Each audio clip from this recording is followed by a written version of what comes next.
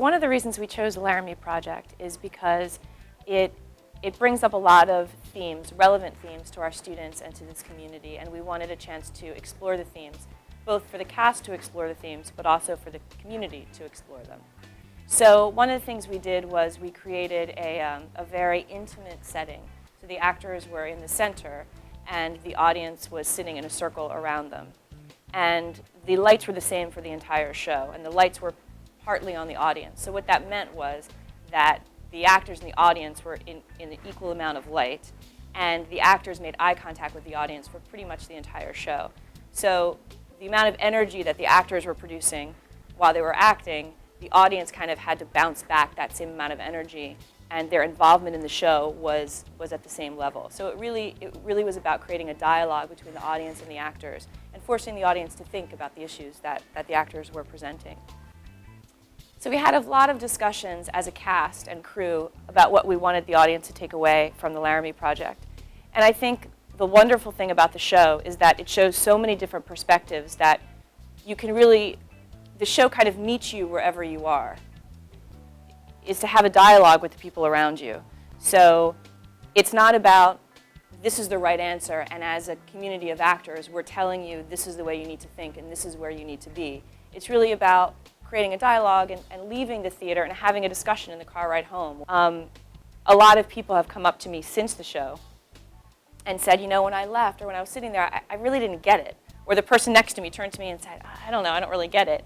And then a week later, I get an email saying, you know what, we've been talking about that show for weeks. For the cast, that's really empowering for them to know that, you know, we're not just getting up and doing a show for a day and everyone claps and says it's great and leaves, that they have an impact on the audience that's lasting.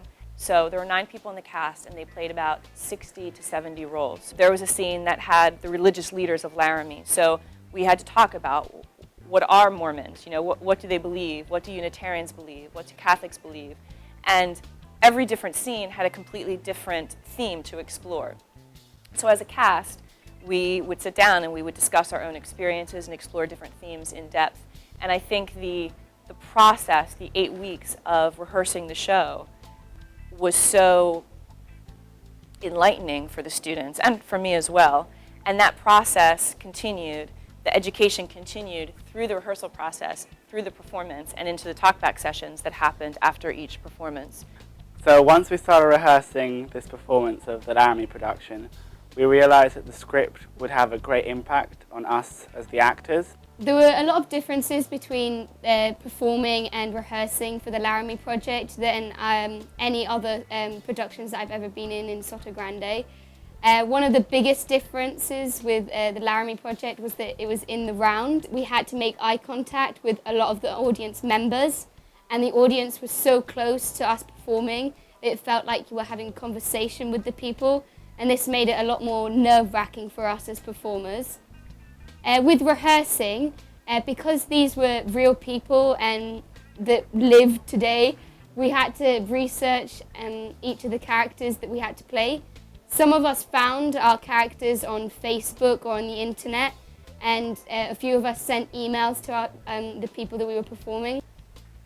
Also, we had students directing and stage managing the performance. The Laramie Project is not a big happy musical. It's verbatim theatre or documentary theatre, which means it's based on a true story.